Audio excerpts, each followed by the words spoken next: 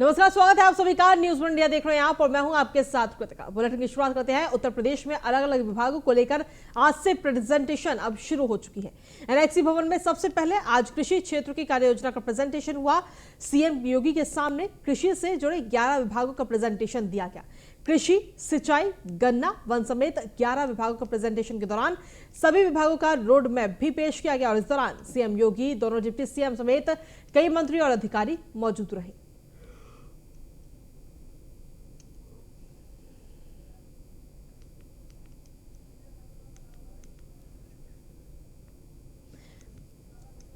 तो आपको बता दें कि आज से ये प्रेजेंटेशन विभागोवार शुरू हो चुका है। हर विभाग की प्रेजेंटेशन होगी जिसमें पूरा रोड मैप तैयार किया जाएगा कि अगले 100 दिन के अंदर लक्ष्य, उसके बाद में 6 महीने का लक्ष्य, उसके बाद में साल भर का लक्ष्य। तो एक एक करके ये पूरा रोड मैप आज तैयार किया गया। कृषि विभाग को लेकर कृषि विभाग की तरफ से ये प्रेजेंटेशन थी। इसके अलावा हर विभाग की तरफ से अब प्रेजेंटेशन दी जाएगी। तो यूपी में अलग अलग विभागों को लेकर आज से प्रेजेंटेशन शुरू हो चुकी है, जिसमें एनएक्सी भवन में सबसे पहले आज कृषि क्षेत्र की कार्य योजना का प्रेजेंटेशन हुआ। सीएम योगी आदित्यनाथ के सामने कृषि से जुड़े 11 विभागों को प्रेजेंटेशन दिया गया और 11 विभागों के प्रेजेंटेशन में कृषि, सिंचाई, गन्ना, वन समेत तमाम 11 विभाग थे। वहीं प्रेजेंटेशन खत्म होने के बाद न्यूज वन इंडिया संवाददाता एसके वाजपेयी ने डिप्टी सीएम ब्रजेश पाठक से खास बातचीत की। क्या कुछ कहा इस दौरान ब्रजेश पाठक ने, आइए सुनवाते हैं। डिप्टी सीएम ब्रजेश पाठक बाहर निकले हैं और आप देख सकते हैं वो बाहर निकलने के बाद बात कर रहे हैं किस तरीके से चीजें हुई हैं। बिल्कुल हम उनसे कोशिश करेंगे, पूछेंगे। मंत्री डिप्टी सीएम साहब, क्या रहा? सबको पता है कृषि उत्पादन सेक्टर पर आज चर्चा हुई है और आगे और भी चर्चा होगी। बिल्कुल डिप्टी सीएम ब्रजेश पाठक कह रहे हैं कि कृषि से जुड़ी हुई चीजों पर चर्चा हुई और आगे भी इन चीजों पर चर्चा होगी। वहीं प्रेजेंटेशन खत्म होने के बाद न्यूज वन इंडिया संवाददाता एसके वाजपेयी ने गिरीश यादव से भी खास बातचीत की है। हमारे साथ हैं गिरीश यादव जी। मंत्री जी, क्या चर्चा में रहा, क्या चीजें हुई, क्या रहा? भाई आज 7 सेक्टरों का जो है रिप्रेजेंटेशन माननीय मुख्यमंत्री जी के समक्ष हुआ है और उसमें 100 दिन के अंदर हम क्या करेंगे और 6 महीने के अंदर क्या करेंगे, 2 साल के अंदर, 3 साल के अंदर, 4 साल के अंदर, 5 साल के अंदर, और उसके बाद माननीय मुख्यमंत्री जी का उसमें कुछ निर्देश भी प्राप्त हुए हैं। उन सबको संशोधन करके वही कार्य योजना बना के उसके अनुसार हम लोग कार्य प्रारंभ करेंगे। माना जाए मतलब 100 दिन के बाद अब 6 महीने, 1 साल, 2 साल में क्या होगा? ये तय हुई है कार्य योजना, उन कार्य योजनाओं को हम पूरा करने का प्रयास करेंगे। जैसे आज कृषि का हुआ है तो और विभागों का भी? सभी विभागों। वहीं न्यूज वन इंडिया के संवाददाता एसके वाजपेयी ने मंत्री नंदगोपाल नंदी से भी इस दौरान खास बातचीत की। क्या महत्वपूर्ण रहा? सब कुछ महत्वपूर्ण रहा। हम 100 दिन में क्या करेंगे, हम 6 महीने में क्या करेंगे, हम 1 साल में क्या करेंगे। जब इस तरह का एक प्रोविज़न बन जाता है तो उसी दिशा में काम होता है और काम 100% पूरा होता है। कृषि में कितना कुछ हम कर चुके हैं, क्या और बेहतर कर सकते हैं, उसी के विषय में प्रेजेंटेशन था और बेहतर करने के लिए हमेशा समय रहता है और बेहतर किया जाएगा। क्या महत्वपूर्ण रहा? सब कुछ महत्वपूर्ण रहा। वहीं संवाददाता एसके वाजपेयी ने मंत्री दानिश अंसारी से भी खास बातचीत की। इस दौरान क्या कुछ कहा दानिश अंसारी ने, वो भी आपको सुनवाते हैं। हमारे साथ हैं मंत्री दानिश अंसारी। मंत्री जी, आप भी बैठक में थे, क्या चीजें रहीं? आज कृषि से संबंधित तमाम विभागों के बारे में चर्चा हुई। कैसे आगामी 100 दिन में, 6 महीने में, 2 वर्ष में और 5 वर्ष में हमारे तमाम डिपार्टमेंट्स काम करेंगे जनता की भलाई के लिए। उन सभी चीज़ों पे आज डिस्कशन हुआ और ग्राउंड लेवल पे हमको और कैसे बेहतर करना है, कैसे इफेक्टिव वे में सभी विभागों को अपना प्रदर्शन करना है, इस दिशा में माननीय मुख्यमंत्री जी का मार्गदर्शन प्राप्त हुआ। अल्पसंख्यक कल्याण विभाग जैसा चार्ज है आपके पास, तो माना जाए कि उसमें भी कुछ महत्वपूर्ण होगा, क्योंकि 7 सेक्टर है। आज पहला सेक्टर था जिस पर चर्चा हुई। बेशक बहुत अच्छे और सकारात्मक कदम उठाए जाएंगे और माइनॉरिटीज़ के वेलफेयर के लिए भी बहुत अच्छी अच्छी स्कीमें लाई जाएंगी।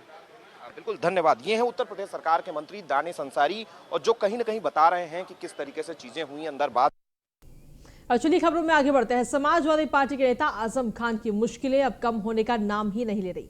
यतीमखाना प्रकरण में पशु चोरी के मामले में आजम खान की एक वीडियो कॉन्फ्रेंसिंग के जरिए पेशी हुई, जिसमें गवाहों ने मामले में आजम खान की शिनाख्त की। तो वहीं आजम खान पर हो रही कार्रवाई पर खामोशी में बैठे अखिलेश यादव से भी उनकी पार्टी के लोग अब नाराज होते हुए नजर आ रहे हैं।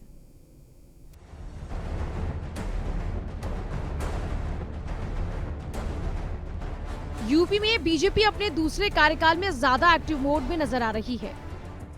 लगातार यूपी सरकार उन नेताओं पर शिकंजा कस रही है जिन पर कार्रवाई रुकी हुई थी। ऐसे में अब समाजवादी पार्टी के कद्दावर नेता और पूर्व मंत्री आजम खान की मुश्किलें फिर से बढ़ती नजर आ रही हैं। 2017 में यूपी सरकार में बदलाव के बाद से ही योगी सरकार आजम खान को लेकर काफी सख्ती दिखा रही है। तब से लेकर अब तक लगातार आजम खान कानूनी गिरफ्त में हैं, जहां उन्हें लगातार जेल में ही अपने दिन काटने पड़ रहे हैं। आजम खान पर पशु चोरी के मामले हैं। उनकी मुश्किलें उस वक्त और बढ़ गईं जब शिनाख्त में उनके खिलाफ खूब गवाह भी मिल गए। बता दें कि रामपुर के एमपी एमएलए कोर्ट में उनके विरुद्ध कई मामले चल रहे हैं। इन्हीं में से एक है बकरी, भैंस और दूसरे पशु चोरी के मुकदमे, जिनमें आजम खान की वीडियो कॉन्फ्रेंसिंग के जरिए पेशी हुई है। आखिरकार पूरा मामला क्या था, जिसे लेकर लगातार बीजेपी आजम खान पर शिकंजा कस रही है, उन्हें जेल से बाहर आने का मौका ही नहीं दे रही। आपको बताते हैं कि रामपुर की शहर सीट से विधायक और सपा के दिग्गज नेता आजम खान कानूनी गिरफ्त में हैं। उन पर 100 से ज्यादा मुकदमे दर्ज हैं। अभी आजम खान लगभग 2 साल से ज्यादा समय से सीतापुर की जेल में बंद हैं। उनसे जुड़े कई मुकदमों में रामपुर की एमपी एमएलए कोर्ट में सुनवाई जारी है, जिसमें से यतीम खाने से जुड़े पशु चोरी के मुकदमे भी हैं। इसी मुकदमे में आजम की वीडियो कॉन्फ्रेंसिंग के जरिए गवाहों से शिनाख्त करवाई गई, जबकि इसी मामले में जमानत पर रिहा हो चुके अन्य आरोपियों की कोर्ट में हाजिरी के समय इसी कानूनी प्रक्रिया को अपनाया गया था। अब आजम खान, नाहिद हसन जैसे समाजवादी पार्टी के कद्दावर नेताओं पर हो रही कानूनी कार्रवाई की वजह से सपा के ही कार्यकर्ताओं में नाराजगी है। कुछ कार्यकर्ता और नेताओं ने सपा अध्यक्ष अखिलेश यादव पर आरोप लगाया कि वो अपने ही नेताओं पर हो रही कार्रवाई पर खामोश हैं। इसके बाद माना यह जा रहा है कि क्या बीजेपी लगातार समाजवादी पार्टी के नेताओं पर कार्रवाई कर सपा की मौजूदगी को प्रदेश में कम करने की कोशिश कर रही है। Bureau report, news 1 India.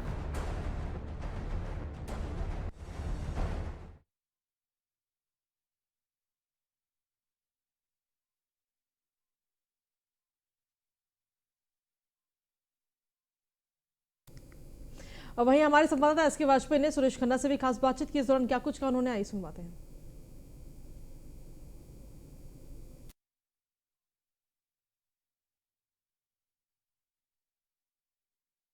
प्रचंड बहुमत की जीत मिली कहीं ना कहीं। जिस प्रकार से प्रचंड बहुमत मिला था, अब एमएलसी चुनाव में भी शानदार प्रदर्शन भारतीय जनता पार्टी का रहा। सपा का सुपड़ा एक तरीके से साफ हो गया, क्या कुछ कहेंगे? देखिए, आज जनभावना यही है कि भारतीय जनता पार्टी ने चूँकि पिछले 5 सालों में बेहतर प्रदर्शन किया, रूल ऑफ लॉ लागू किया और विकास का पहिया बहुत तेज़ी से घूमा, इसलिए जनता का विश्वास माननीय प्रधानमंत्री मोदी जी के ऊपर और माननीय मुख्यमंत्री योगी पर बढ़ा है। मैं पूरे भारतीय जनता पार्टी के समस्त नेतृत्व वर्ग को बधाई देता हूं, प्रदेश अध्यक्ष को, प्रदेश महामंत्री को, केंद्रीय अध्यक्ष को और केंद्रीय संगठन महामंत्री जी को, कि जिनके कुशल नेतृत्व में भारतीय जनता पार्टी को ये जीत हासिल हुई है। और ये इस बात का पूर्वाभ्यास है कि आने वाले लोकसभा के चुनाव में भारतीय जनता पार्टी को मोदी जी के प्रति जो विश्वास व्यक्त किया जाता है, उसकी परिणति लगभग 400 सीटों से कम नहीं होगी लोकसभा में। ये अपने आप में ये दिखाई पड़ता है। अखिलेश यादव सर अलग अलग मुद्दों पर घेर रहे हैं सरकार को। सर देखिए, एक बात बताएं आपको, इनके पास कोई मुद्दा नहीं है। ये जनता के द्वारा अभी फैसला असेंबली में दिया जा चुका। बड़े बड़े सपने लोगों ने दिखाए, बड़े बड़े वादे किए, लेकिन जनता ने फैसला क्या दिया? जनता ने हमको पिछली बार से ज़्यादा बहुमत दिया परसेंटेज में। हमको पिछली बार 39.17% वोट मिला था, इस बार 41.3% वोट मिला और 273 सीटें मिली। 255 भारतीय जनता पार्टी को और 18 हमारे सहयोगी दलों को। तो लोकतंत्र में लोक दृष्टि से बड़ा कोई मानदंड नहीं होता और लोक दृष्टि परिलक्षित होती है बहुमत से। तो जिस प्रकार से हमको बहुमत मिला है, वो इस बात को साबित करता है कि जनता में भारतीय जनता पार्टी के प्रति, भारतीय जनता पार्टी के नेतृत्व के प्रति, माननीय मोदी जी के प्रति, माननीय योगी जी के प्रति अटूट विश्वास विद्यमान है और उसी की ये परिणति है। इसलिए ये सब लोग पूरी तरीके से जनता ने नकार दिया है।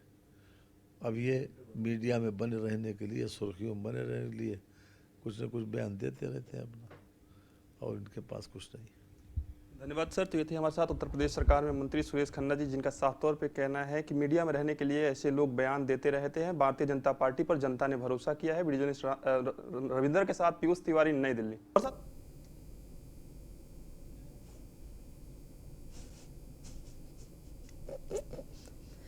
वहीं योगी सरकार में कैबिनेट मंत्री अनिल राजभर ने न्यूज वन इंडिया से खास बातचीत की। इस दौरान क्या कुछ कहा उन्होंने, आइए सुनवाते हैं। साथ बातचीत करने के लिए उत्तर प्रदेश सरकार में मंत्री अनिल राजभर जी हैं। सर, सरकार ने 100 दिन का एजेंडा रखा है। खासतौर पे आपके मंत्रालय की बात करें तो क्या कुछ तैयारियां हैं आप लोगों की? पूरी तैयारी है। कैसे हमारा जो मैन पावर है उसका सदुपयोग उत्तर प्रदेश के विकास के लिए कैसे कर सकते हैं, हमारा मैन पावर जो प्रदेश से बाहर जा रहा है उसको कैसे उत्तर प्रदेश में रोकें, हमारे जो बेरोजगार नौजवान हैं उनके लिए रोजगार का सृजन कैसे करें, ये कुछ प्रमुख बिंदु हमने 100 दिन के लिए निर्धारित किए हैं। इस पर जब काम होगा, धरातल पर चीज़ें उतरेंगी तो बेहतर परिणाम आएगा, इस बात का मुझे पूरा भरोसा है। सर, योगी सरकार ने अभी हाल ही में मंत्रियों को निर्देशित किया है कि होटलों में ना ठहरें, असंभव हो तो सरकारी गेस्ट हाउस का प्रयोग करें, तामझाम का ना लगाएं ताकि जनता को असुविधा ना हो। इस तरीके के आदेश से कहीं ना कहीं जनता में एक अच्छी छवि जाएगी मंत्रियों को लेकर। किस तरीके से देखते हैं इसमें? नहीं, पिछले बार भी ऐसा ही था, पिछले बार भी ऐसा था। हमारे जो नए माननीय मंत्रीगण हैं उनको भी बताया गया। हम लोग तो पिछले बार से ही इस तरह की चीज़ों का पालन करते हैं। एमएलसी चुनाव में अच्छे नतीजे आए हैं, इसको किस तरीके से, क्योंकि लगातार अखिलेश यादव की ओर से टिप्पणियां की जा रही हैं, तमाम तरीके के आरोप लगाए जा रहे हैं, धनबल के आरोप लगाए जा रहे हैं। अब अखिलेश जी को अपना जमाना याद आ रहा है और हम सब लोग सुझाव देंगे कि अभी भी जनता की जो भावना है उसको समझने का प्रयास करेंगे तो उनका राजनीतिक अस्तित्व भी बचा रहेगा। धन्यवाद सर। तो ये थे हमारे साथ उत्तर प्रदेश सरकार में मंत्री अनिल राजभर जी, जिनका साफ तौर पे कहना है कि वीडियो जर्नलिस्ट रविंद्र के साथ पीयूष तिवारी, नई दिल्ली। वहीं यूपी सरकार के राज्य मंत्री गिरीश चंद्र यादव ने न्यूज वन इंडिया से खास बातचीत की और इस दौरान उन्होंने क्या कुछ कहा वो भी आपको सुनवाते हैं। साथ बातचीत करने के लिए उत्तर प्रदेश सरकार में मंत्री गिरीश चंद्र यादव जी हैं। सर, सरकार 100 दिन का एजेंडा सरकार ने तय किया है। आपके मंत्रालय की बात करें तो क्या कुछ नया होने वाला है आपकी बार? निश्चित रूप से जब से हमारी सरकार बनी है उत्तर प्रदेश में 2017 से, खेल विभाग और युवा कल्याण विभाग में लगातार सुधार हो रहा है। मैं जिक्र करना चाहूँगा, आपको बताना चाहूँगा कि ग्रामीण अंचलों में पहले नवयुवक मंगल दल गठित हुआ करता था जो निष्क्रिय हो गया था, लेकिन माननीय मुख्यमंत्री जी की पहल पर और हमारे जो पूर्व में खेल मंत्री रहे उनके पहल पर वो नवयुवक मंगल दल और महिला युवक मंगल दल, उन दोनों का गठन प्रारंभ हो गया, तेजी के साथ चल रहा है। तो हर ग्रामीण अंचल में ये गठन करेंगे और वहाँ खिलाड़ियों के लिए मूलभूत आवश्यकता है खेल के लिए सामग्री की, वो भी हम वितरित करने का काम प्रारंभ किए, लगातार चल रहा है। तो आगे आने वाले दिनों में भी उसी तरह से खिलाड़ियों को उनके जो मूलभूत संसाधन हैं उसको उपलब्ध कराएंगे, खिलाड़ियों के अंदर खेल के प्रति उत्साह पैदा करेंगे, उनको प्रोत्साहित करेंगे और खेल के लिए जो भी मूलभूत आवश्यकता होगी वो पूर्ति करने का प्रयास किया जाएगा। सर, पहले हमने देखा था पिछली सरकार में कि 1 डिस्ट्रिक्ट 1 प्रोडक्ट की बात हुई थी। अगर हम बात करें तो 1 डिस्ट्रिक्ट 1 स्पोर्ट की बात अब सरकार कर रही है। क्या कुछ योजना है? तय हो गया, भारत सरकार ने ये तय कर दिया कि जो हमारे 75 डिस्ट्रिक्ट है तो 1 खेल के आधार पर जो है एक खेल जो निर्धारित कर दिया और उसी मापदंड के अनुसार अब उत्तर प्रदेश में खेल प्रारंभ होने जा रही है। सर, एमएलसी चुनाव के नतीजे की बात करें तो भारतीय जनता पार्टी को पूरी तरीके से एक तरीके से जीत मिली है, शानदार जीत मिली है। लेकिन सबसे बड़ा सवाल है कि अखिलेश यादव की पार्टी समाजवादी पार्टी कह रही है कि 36 जो प्रत्याशी जीते हैं उसमें से 18 जो प्रत्याशी थे वो योगी आदित्यनाथ के स्वजाति से आते हैं। इसको किस तरीके से देखते हैं? लेकिन भारतीय जनता पार्टी कभी जातिवाद की बात नहीं करती। भारतीय जनता पार्टी सर्व समाज की बात करती है। भारतीय जनता पार्टी का नारा है सबका साथ, सबका विकास, सबका विश्वास। तो इसीलिए हम लोगों ने इस बार कहा था 2022 के चुनाव में कि सब लोग मिलजुल कर करिए प्रयास, और सब लोगों ने मिलजुल कर किया प्रयास। उसके कारण उत्तर प्रदेश में पुनः बनी भारतीय जनता पार्टी की सरकार। तो अखिलेश यादव तो मुंगेरी लाल का सपना देख रहे थे और पहले ही चुनाव हुआ नहीं, परिणाम आया नहीं, वो विजय यात्रा निकाल दिया। मैंने लोकतंत्र में पहली बार कोई विजय यात्रा का इस तरह से जुलूस निकाला हो कि मतदान हुआ ही नहीं, गिनती हुई नहीं और विजय यात्रा पहले निकाल दिया।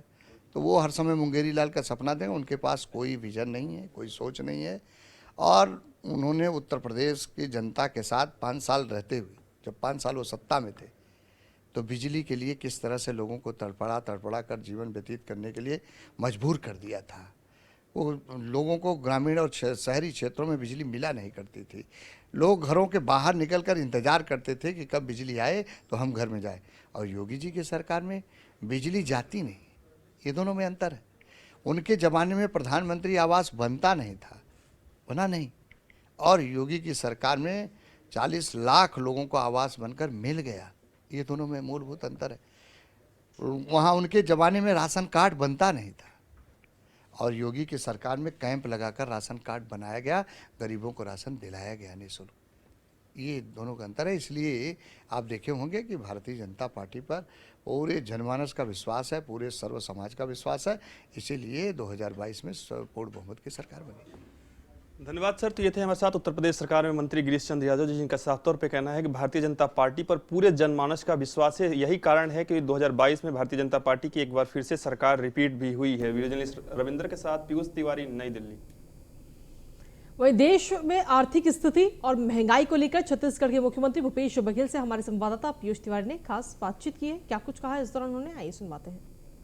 आज बातचीत कर रहा थी, आज दिल्ली दौरे में विषय पर चर्चा मुख्य रूप से मतलब प्रभावित हमारा राज्य रहा है तो उससे संबंधित मामलों में बात हुई और साथ ही आर्थिक स्थिति में भी बात हुई। हमारी GST 2022 जून में ख़त्म होने वाला है तो उसके बारे में पुनर्विचार किया जाना चाहिए। कोयला की जो रॉयल्टी है, पेनाल्टी लिया गया, वो राशि भारत सरकार का देना वो हमको मिलना चाहिए। तीसरी बात यह है कि जो जिलों में जो विशेष सहायता मिलती थी नक्सल प्रभावित जिलों में, वो बंद कर दिया गया, वो मिलना चाहिए।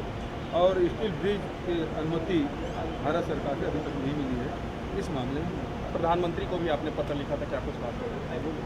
मैंने अमित शाह जी से भी कहा कि प्रधानमंत्री से मुलाकात कराइए तो छत्तीसगढ़ के मुद्दों को मैं बात कर सकूँ, उसकी बात कर। धन्यवाद सर। तो ये थे हमारे साथ छत्तीसगढ़ के मुख्यमंत्री भूपेश बघेल जी, जिनका साफ तौर पर कहना है गृहमंत्री से तमाम मुद्दों पर बातचीत हुई। वीडियो जर्नलिस्ट रविंद्र के साथ पीयूष तिवारी। वहीं उत्तर प्रदेश में अब स्कूल खुल चुके हैं, लेकिन छात्रों की पढ़ाई पर कोरोना ग्रहण एक बार फिर से लगता हुआ नजर आ रहा है। ऐसा इसलिए क्योंकि दिल्ली NCR में एक बार फिर से कोरोना के मामले बढ़ने लगे हैं। नोएडा और गाजियाबाद जिले के प्राइवेट स्कूलों में छात्रों के कोरोना संक्रमित मिलने का सिलसिला भी जारी है। नोएडा और गाजियाबाद के स्कूलों में छात्रों और शिक्षकों में कोरोना संक्रमित मिलने से स्वास्थ्य विभाग की चिंताएं भी बढ़ चुकी हैं। नोएडा में मंगलवार को 8 बच्चों के कोरोना संक्रमित होने की जानकारी सामने आई, तो वहीं गाजियाबाद में 5 छात्रों समेत 11 लोगों के कोरोना पॉजिटिव होने से हड़कंप मच गया। देखिए ये रिपोर्ट। बच्चों की हंसी खुशी से गुलजार रहने वाला नोएडा के खेतान स्कूल में सन्नाटा पसरा है। स्कूल के गेट बंद और गार्ड पहरे पर।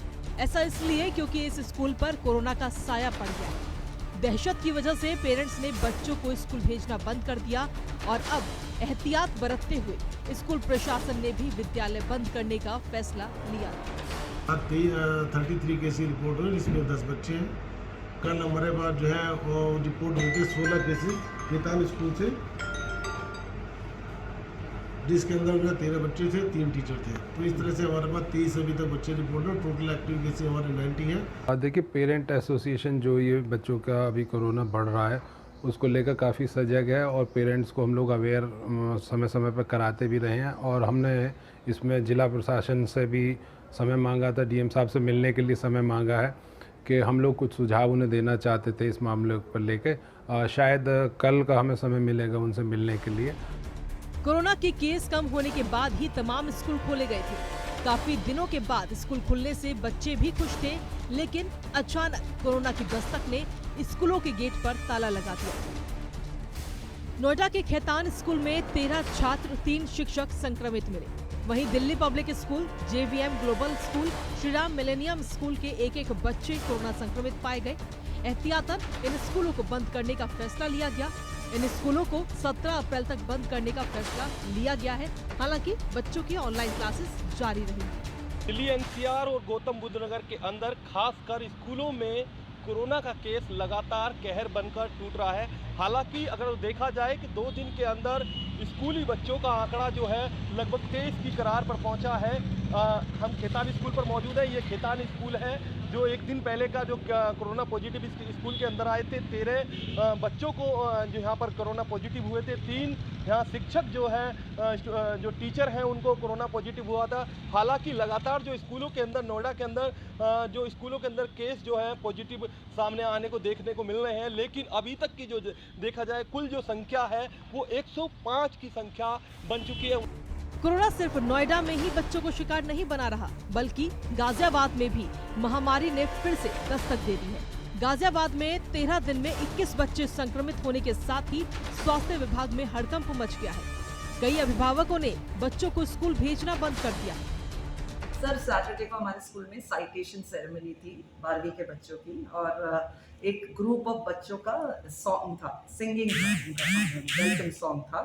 उसमें से एक बच्चे के पेरेंट्स ने, आई थिंक हमें थैंक यू बोलना चाहिए, पेरेंट्स बहुत अवेयर हैं, उनका मैसेज आया, उनका आया कि ये बच्चे को कोविड है। तो I think as a school हमारी रिस्पॉन्सिबिलिटी बनती है, यू नो, और जो भी गवर्नमेंट का भी आदेश है, और आई थिंक एक ये फैलता बहुत जल्दी है, तो हमने इसीलिए रात को मिडनाइट इमीडिएट डिसीजन लिया कि स्कूल पूरा बंद करेंगे। इधर कोरोना के बढ़ते मामले ने स्वास्थ्य विभाग के भी माथे पर शिकन पैदा कर दी है। स्वास्थ्य विभाग ने टेस्टिंग और ट्रेसिंग पर जोर देना शुरू कर दिया है। साथ ही पेरेंट्स से टीकाकरण की भी अपील की है। हमारे पास में 9 बच्चों की सूचना है और बाकी स्कूलों में और उनके कांटेक्ट पे घर पे टेस्टिंग और सुविधा चल रही है, और कांटेक्ट टेस्ट के सारे बच्चों को टेस्ट कराएंगे। उनके कांटेक्ट जितने भी वो टेस्ट होंगे और सैनिटाइजर्स के निर्देश दिए जाएंगे। स्वास्थ्य विभाग तो पूरी सतर्कता बरत रहा है, लेकिन आपको भी सजग और सतर्क रहने की जरूरत है। आप भी कोविड नियमों का पालन करें, तभी कोरोना की रफ्तार पर ब्रेक लगाना संभव है। Bureau report, news 1 India. खबरों का सिलसिला न्यूज़ 1 इंडिया पर यूं ही लगातार जारी है। रुकेंगे एक छोटे से ब्रेक के लिए, जल्द हाजिर होते हैं।